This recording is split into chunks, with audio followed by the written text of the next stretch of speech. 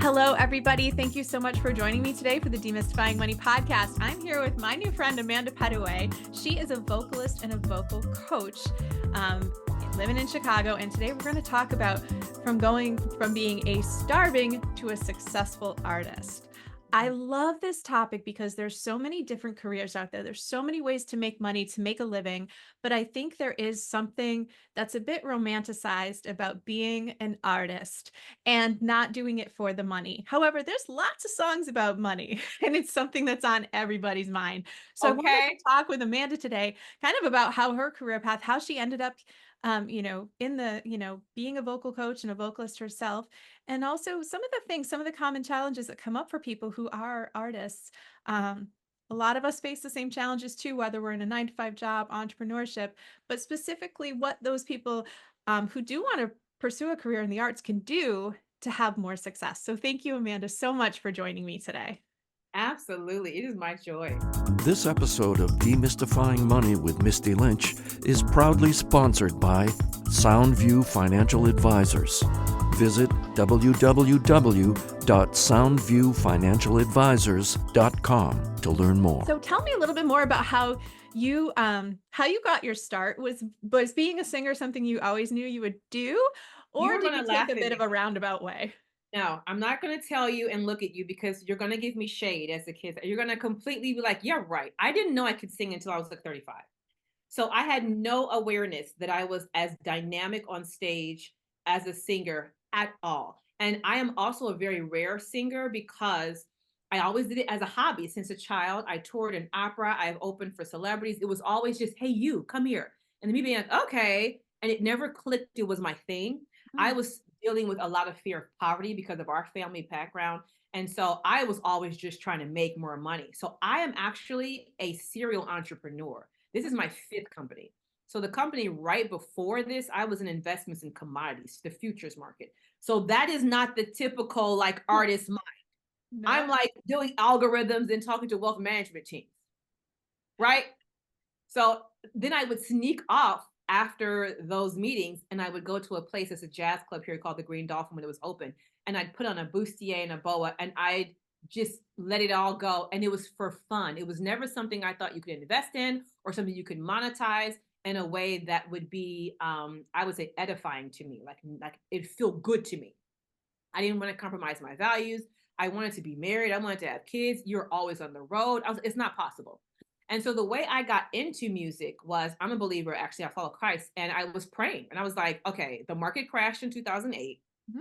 I actually didn't want to rebuild it secretly, but I didn't know what else I was going to do. And I was kind of like, thank God, I don't have to do this anymore. I hate this whole environment. But what am I going to do? And I heard go into music, and that's how this started. So you heard it like that's just what music, came. Go into music. Boom, music. And it was the first time I actually asked. Isn't that pitiful? So my entire life, I'm making all the choices. I'm bumping my head through the way. They were always businesses. And then I finally, at the recession, say, okay, something's wrong. Because so many of my colleagues were literally jumping out of the window. And they were like killing over and dying and divorcing, and the phone's right there. And I can hear her screaming through the phone. And it was like, this isn't it. Mm-hmm. And so I started to really ask deep questions like, okay, what's the rest of my life about? What do I actually want to do? And the first question was, okay, what do you want me to do? Finally, it was no longer what do I want to do? It was like, what am I supposed to do here? Mm-hmm. And it was music. I was like, what? Absolutely not. They're starving. They're poor. They're irresponsible. I'm an adult here. I'm a real person. I'm in my 30s. I'm going to have kids. I can't start as an artist. Who does that? Me. I think that's, sometimes I think we know in our hearts what we want to do or what's right. And I think a lot of times we do spend too much time asking ourselves the wrong questions. Why am I failing? Why am I so broke? Why am I still in debt? Why am I this? And your brain will give you answers. You're kind of a loser. You messed up here. Remember you did this in 6th grade. Like, this is why you're not a success. Where if we start thinking about how could I, or how could I build a career? What do people who have what I want, what did they do? And get super curious. So I think you really just kind of got curious. The answers come. But when it came to making that transition, I know that some of the things, a lot of us deal with this, but music seems to be a very, evolving industry with That's the way of different putting it. dynamics, technology, social Yeah. media, that could be something that holds people back, or it's Yeah. something that you learn and embrace. So when you decided that you were going to put yourself out there as a coach, as a singer, like Yeah. how did you kind of make that transition so people knew you in this new identity, because you'd had very different career before? Yeah. So again, I'm riding on the waves. I call it the waves of grace. There are rhythms to this thing, right? I think everyone, no, I think I know because I've trained this so many times. There are different people, and we have it like in business, we call them disc texts, and then you have the Enneagrams, then you have the astrology. But the point is that we're built different ways. There's different ways of defining and categorizing ourselves. And typically, whatever you're using, it kind of narrows down into about a 4 category kind of situation where you're just built differently than the person next to you. So when you have the hardcore, person who loves to jump off the nearest cliff telling you, leave and quit your job, and you're like, oh, okay, hold on. That's not my nature. That's not my bend. It can seem super scary. You don't know that you can have a hybrid, that you could have a little bit of a this over there, or keep your job until this builds up. So for me, I'm a jump first and just figure out the parachute works on the way down. That is a very rare like a very small percentage of people. So if I tell you how I did it, it will create usually some tension and shame in people because they'll feel they don't have the courage, and it's not courage. It's just I'm built different. Yeah, That makes sense. it does. And I've had a lot of people like, oh, she's so masculine. It's like, not that. It's just once I know, I know. And it took me a long time to learn. That's why I'm entrepreneurial. That's why it goes with that nature. So that's the first thing. The other thing is, again, like I mentioned before, I am asking the Lord, like, what do I do now that I've messed up the first 3 decades? Like, I've been like winging it here. Do you have any insight on this? Like, maybe I should have started here. He's like, And for me, it started actually with a deal I made. So I'm talking to God and I'm like, dude, we're super broke, like broke, below broke. So what happened for me was that I said, look, we have no money. The recession has destroyed this company. My husband and I, my new husband, we are very much like, what are we going to do? And you want me in the studio? That costs a lot of money to go and record an album back then. And I said, I mean, if you want me in the studio, am I hearing you right? If so, you make it happen for free because I don't have the money. Mm-hmm. And that week, I'm out at this silly karaoke thing, and a prominent recording an agent here in Chicago was like, "Your voice is so beautiful. I just want people to know you sing in my studio. If you ever want 10 hours free, let me know." And I was like, "Oh no!" Like that was my confirmation. You got to do it. I made a deal. So that's how I got into it. Then being there, he heard some of my songs that I was recording in those 10 hours, asked me to do some songwriting. That's how I continued in it. And then one thing led to another. People kept coming up to me and just being like, could you teach me how to, like, do you sing? I'm sorry, they would hear me sing and say, do you coach? And I was like, and God would say, yes. I'm like, yes. I'm like, how much could I start? And I'm like, I don't know. He's like, tell them the last price you paid for your coach. And I said, well, sure, I guess this is the price. This is what I paid for my coach. And people began to come.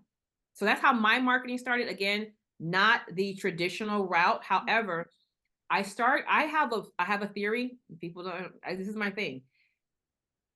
I'll give you an example. I've had 8 proposals, 8 men asked to marry me. And to me, that just made sense. That was easy in my mind. Everyone has things that comes easy. Like, oh, of course, men want to be with women. I'll have no problem getting a husband when I'm ready. That was an easy thing, right? In my mind. Some people are like, oh, I can make the best cake. That spice, it needs a little bit of this. And you're like, which one? And they're like, no, that's earthy. You want to add this to it. It comes easy to them.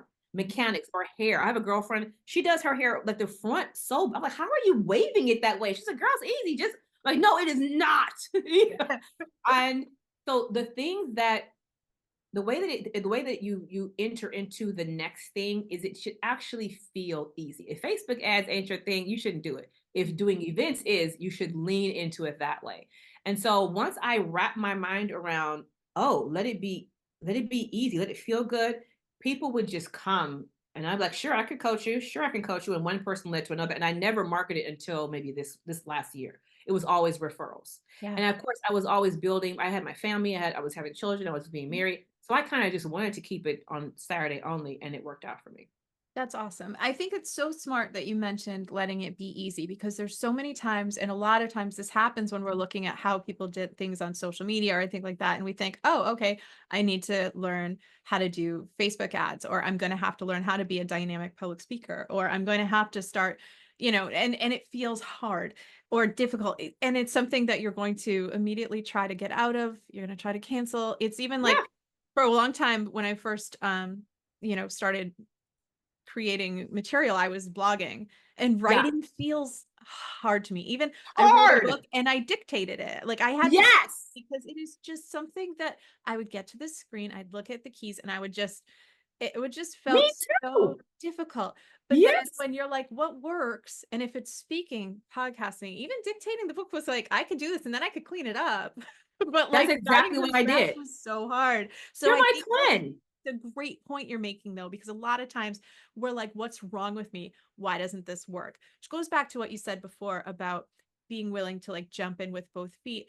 And you mentioned that people said it felt very masculine. I talked to a man once, Tim Calise. If you go back and find that episode, he's kind of like the person behind the scenes, like the beta to the alpha, and he's helped create very successful businesses. Yes. He said for men that it's getting really hard, that if you're not willing to work 100 hours a week or 10 Yes. your whole life, you're a loser. Like Yeah. you're not worthy. And so that's a really different, and it's smart to just think of like, well, what is my energy? What works for me? Yes. What feels right? And maybe it is being more of a support member or something like that, but Yes. a place for it, where what we're seeing is usually the big, Yes. loud, well, Yes. and that's not always everybody. It's some of us. And it's not always you. Yeah. Like in the season of when I was in motherhood, I was like, oh no, I wasn't trying to be this person. It was like, it took me so much courage to be like, I'm tired and I just don't want to do it. I want to cuddle with my babies. I don't know how to admit that I don't want to do it. Yeah. I don't want to argue. I don't want to have the debates. I don't want to be that right now. And either way it goes, this season, even you can change. Mm-hmm. And have to be able to navigate that. You are so right. My husband's that way. I call him, an alpha for the alphas. He's a beta for the alphas. Yeah. Or there's like, it's an omega or something. There's some kind of male. I think I saw that is really like stronger silent energy that doesn't need it, but also doesn't care. It's a very interesting thing. And I'm like, I love that. We're not all the same. Yes. But I think for some people, like you found the studio time, because those are costs. Those are things when it comes to becoming an artist, getting in the studio, getting the materials, really starting to like, it doesn't necessarily come cheap. There's not a lot of lending necessarily for businesses that aren't established. So sometimes it does involve some creativity, some putting yourself out there. But when you had that person that approached you and said, I want you to come sing in my studio, tell me a little bit about like deals and negotiations and contracts. It's a little different than being offered a job where you could take it to a lawyer. So what were some of your reservations there? And how did you kind of figure out as you were pricing things and figuring things out, like how to make sure you weren't getting taken advantage of, but also that you were compensated right? You're so good for asking that, because it's definitely an area that majority of artists, they fail in. They literally will create a wonderful scenario and it'd be their biggest Achilles heels. It's a deal they can't get out of or whatnot. Well, again, remember, I'm not the typical artist. Right. So I'm negotiating. I've had 3 deals offered and read them and was like, this is not a deal. This is actually oppression. Okay. Yeah. I'll never get out of this deal. So I was used to, my degrees in legal communication. Like I said, the company right before music was in commodities. That's series 3. That's being, that's a different mind. Mm-hmm. And so a lot of the artists that I would run across, they love to create, but they don't know how to support the creation. They don't know how to protect the creation, and they don't even want to. It's super anxiety feeling for them. Where for me, I'm like, let me see the paperwork. I'll get right back. I'm excited to find the host, right? So what I would suggest for those artists is, well, first of all, in the creation process, again, make it feel better. If you do not want to create, collaborate, or be in someone's studio, you should not be. At this age, no one needs a deal. So you literally just need some courage and put your stuff online. Okay. And Jay-Z and Beyonce will tell you that. Why are you all getting deals? Like, go independent. It's actually more lucrative and you get to create creative control. However, you do need to know that you can go online and copyright your stuff with the government. I think it's ECO. And that's simple. You just one batch work of art, Google it. We have Google. Like, it's Google. Like, we have Chat GPT. At one point, we won't even be making the music, right? So with that being said, you're gonna have to protect it in a whole nother way from like a robot. Mhm. Right now, you put it on, eco, you get it copywritten, and then you really just promote yourself again in a way that feels organic and pleasurable and safe to you. All the things that come after that, should you be lucky enough to go to another level, because you could be very blessed and very lucrative just putting your stuff out there. Write your songs or do your covers, and no, there's no deal yet. There's no contract needs to be signed. We're not negotiating anything. It's just you being an artist. Mhm. And you can create a wonderful life. People will pay you to come do covers. People will pay you to come to their conferences, pay you to come do their weddings, their funerals, whatever it is you're going to do, your own concerts, your own original pieces. And you have not signed one contract except for maybe a venue, right? Other than that, then you got to start going a little deeper, like split sheets or licensing agreements. And at that point, get an attorney. Get a friend. I have one person I can suggest here in Chicago, but at that point, Google and just get an attorney, because one, you don't want to. Two, make sure it's not the attorney with the people that you're doing it with, which is always insane to me. People will use the attorney, the record label suggested. That is a conflict of interest. Get your own attorney. Decide that you have to invest in that expense for your business. And then at that point, say, can you please tell me how there's conflict in copyrights or digitals or licensings or royalties? That's another world. You can pay them in tiers, meaning like, hey, can you just help me with this one thing? Or can you, I have paid attorneys to just educate me, like, so what is happening here? Or go down Google and figure it out. You got to put a little bit of muscle behind it. But other than that, most people never even get there. Yeah. Go and perform. You don't have to worry about a contract. Let people know that you're even here. And if you get past that stage and someone comes to you and say, I want to sign you, et cetera, now you got to get an attorney. And that's okay. No, I think that's smart. And I think that's good advice for anybody who is even thinking of creating whatever it is that you're creating. Even when I was working on a reality show, and I'd never done anything like that before. And so I just looked in my local networking group for an attorney who could help me look at it. And it was helpful because it was like, okay, well, if you got COVID or anybody else on the crew does, like, you could stay here for a full month in an Airbnb and can't leave. So let's fix this contract a little bit so you could go home to see your family. I wouldn't Amazing. have known. But it wasn't, it was just a deal. It's what they expect almost. So I wasn't afraid that they were going to say, no, you know what, forget it. They were like, okay, yeah, let your lawyer look at it, whatever. Right. All of it is, you're so right. It's all fear and not wanting to look difficult, not wanting to be too much.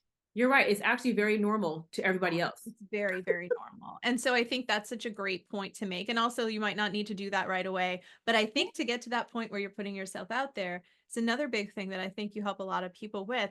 It's getting, because we can think of all the reasons not to. For a lot of us who are in careers that we don't love, you might think, okay, well, I can't leave because of this. This is coming up in 2 months. I've got this paycheck. I've got this.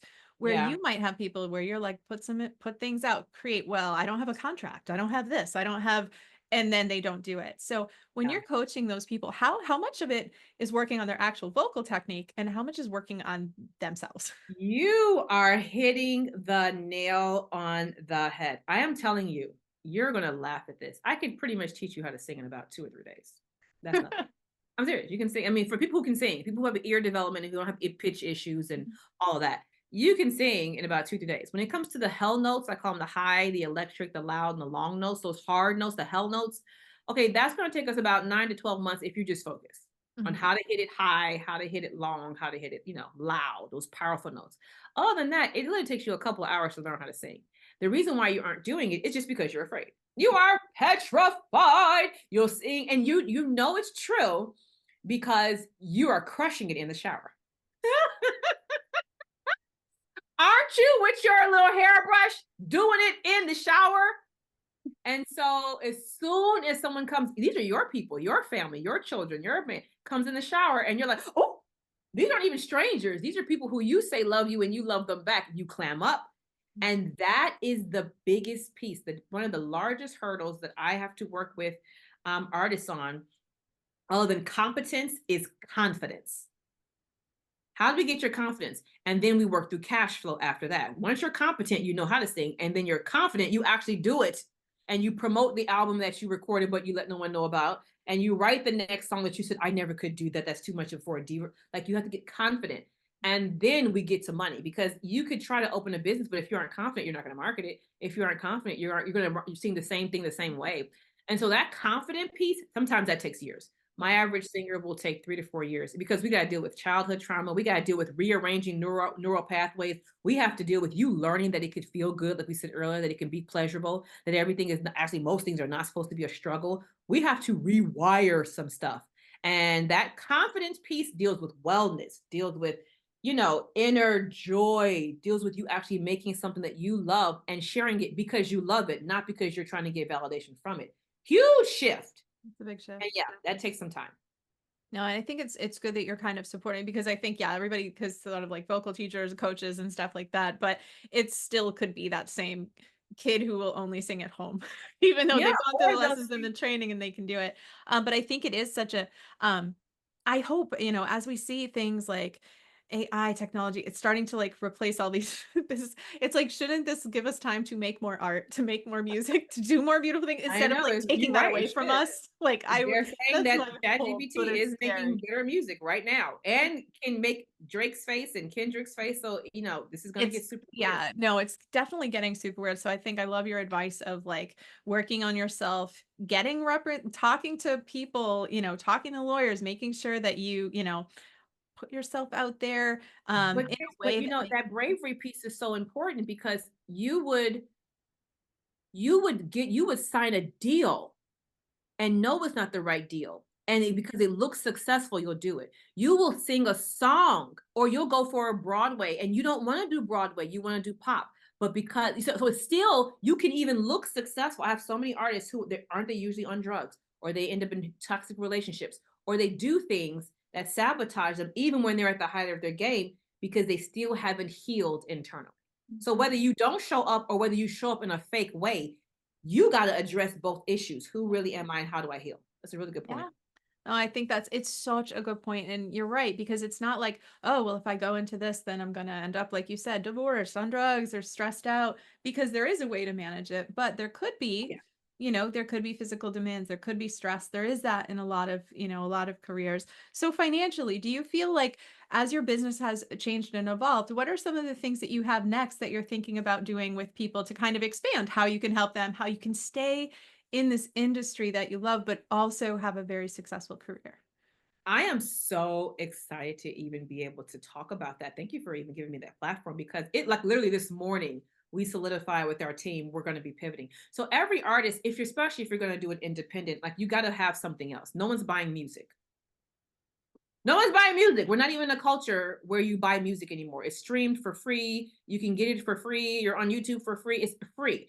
And then if you have like a ride or die, then maybe they'll do $9.99 or something like that for an album. But that's after you've, a huge gathering. It's a lot of building for free. So if you don't already know in the beginning that your music is pretty much your business card, it's like a billboard. It's not actually what it used to be. I'm all the time talking to artists, and they're like, here, my album's out, buy this. I'm like, people aren't really doing that anymore. Mm-hmm. So they want to hear it for free. Where are you streaming? If they support you, they'll do it, but that's like it's a rare transaction. So now you have to know that you, as an artist, have to provide something that you also love, whether it's a book or merchandise, some kind of merch, or an experience, a great concert, etc., that is actually the real moneymaker in conjunction with the music. So even if you're dealing with like mega stars, usually, let's say it's $1 million, 250 goes into albums. That's for mega. Like, they have radio and they have blah, blah, blah, blah, blah. The other 750, 800,000 is actually coming from merchandise and touring. Yeah. So you can reinvent the wheel if you want to, but you got some way trying to figure out, how am I going to either tour, whether it's online, create a great experience that way, or live. How can I do it where it feels safe, organic? It doesn't have to be huge. It can be a boutique experience that has a higher premium price. And you got to figure out, what is my merchandise going to be? Touring and merchandise. That's where most of the money is coming in, unless you're going to be doing songwriting and you're going to go through that royalties and licensing route, which most artists aren't going that route at first, right? Mm-hmm. So in that sense, for me, coaching was always like, I love coaching. I love waking people up. Mm-hmm. And something that has been like over and over, people have come to me with over and over, is, how are you always so confident? How are you always so big? Like, how is it you come into a room and the room shifts? And there's several strategies, and not only that, but knowings. It's not just that. Have you ever found somebody where you're like, yeah, she doing the things, but she ain't really swaggy with it. Like she knows, but she don't know. You know what I'm saying? You can see she's pretending, she's faking it. And there are seasons when I had to fake it till I could make it. And now I was like, I don't really believe this. Mm-hmm. And so there's knowings that I have that I have been helping moms and women's and girls who wants to date and all kind of people, just like, girl, this is all it is. And of course, my singers that now I'm really excited about pivoting and saying, hey, this is going to be a serious coaching series that is inclusive of a retreat. Mm-hmm. And we're going to just teach people how to be courageous first, because it's courage first, it's confidence last. Mm-hmm. How do you be consistently courageous and then all of a sudden you turn into a confident person? That's what I'm excited about launching. And we are literally right now, like on at 7:30 this morning, developing it with the team. Like, this is going to be crazy because people just keep asking for it. Mm-hmm. I love it. And I think retreats are something, and I've talked to a few people who have made successful livings using retreats. There's something about a very immersive experience, something where this is kind of like you're taken outside of your whole day to day, the kids, the family, the dog, the everything, and you're focused just on yourself. And I think that we've also talked before kind of about, making these, quantum leaps. And I think a lot of times it doesn't take a year, it doesn't take 10 years. Yes. It can take a very short amount of time depending on how ready you are for it, how prepared, all of those things. So I think it's a brilliant idea, especially for people who really want it, who are really looking to make you that. are crushing it. Yeah. Yes. The person has to be ready, and then the thing has to be good, right? So they can be ready. They're like, this is whack. This is actually whack. But it can be good and they're not ready, and you're like, oh, it doesn't matter. When the student is ready, the teacher will appear. But I am excited about that retreat. You're right, because over the years, I'm like, I think I'm talking to a robot. If I don't pull you out of the environment, even our coaching, all of our venue spaces are never inside of places where you pretend. They're never in churches. They're never in schools. They're never at your home. No, you have to leave and come to, and usually it's a space like this. It's either my home or a loft. It's unconventional. It's warm. And you can just start to relax. And then on our retreats, it's luxurious and you're completely pampered and your whole cellular system is made to just get used to feeling like this, and then we go in and do our magic. But I have learned that if you don't pull these people out, just like myself, my biggest transformation is usually when I'm away by myself. If you don't pull them out, then it's just so much harder to, rewire. It's definitely, I think it kind of sets the stage for it. Like you said, and like for me, it feels good because I show up there. I've done webinars. I've done 5 days. I'm like, oh, I hate it. I don't want to do it. But in person, I love it. Yes. No, I think that's fabulous. So tell everyone, because I'm sure there's people listening who want to actually hear your voice. So how can people find you or follow you so they can kind of stay up to date? If this is something that they're thinking about, this could be what they're looking for. I don't know who's listening, but how can people find you if they want to stay up to date with you and find out more? Yeah. So to hear me and stay up, amandais.com will give you all the links. You can just scroll down and you'll see all of my YouTube pages. I'm Amanda Music on everything. That's MUXIC. But if you go to amandais.com, it'll get you to my music link on YouTube. It'll get you to my Facebook, my Instagram. So amandais.com. And then if you're an Instagram or a TikTok or a Facebook, a person, again, Amanda MUXIC. MUXIC will get you to all the things. But if you're the person who's like, okay, hold the front door. I need to understand this confidence piece. And I definitely want some information on that. It's just a complimentary conversation. We call it a shared vision call. Then you would just go to bravevoiceacademy.com, and bravevoiceacademy.com will give you the information. We'll schedule a simple, easy call, let you know all about what this is and what it entails, and if it's a good fit for you, and we'll take good care of you. I love that. Thank you. And we'll include all of that in the show notes. And thank you so much for coming on and talking about this topic. I love hearing people who are actually following, their heart and leaning into these careers and finding a way to make it work and to grow and having it feel good, because it doesn't always have to be painful. It doesn't always have to be a struggle. Money doesn't always have to be uncomfortable and like hard to get. Sometimes it can be, there can be ways to make it easier and to make it fun as well. So this was such a great example of that. And if you're looking to follow up on some of the other episodes that I might have mentioned today, or if you wanted to set up some time to talk to me about your personal finances. We'll see if there's any room in your budget for these coaching courses and these retreats and these things that might be one of the biggest investments and the best investments you can make in yourself, even if it doesn't feel like a standard investment that you would think would have, a typical payoff like real estate or investments. This could be one that's worth it for you. So please head over to mistylynch.com if you'd like to learn more, and we'll talk again next week. Thank you, Amanda. You're welcome. Bye. Don't forget to share with friends and family, and together let's demystify the world of money. Knowledge is the key to financial empowerment.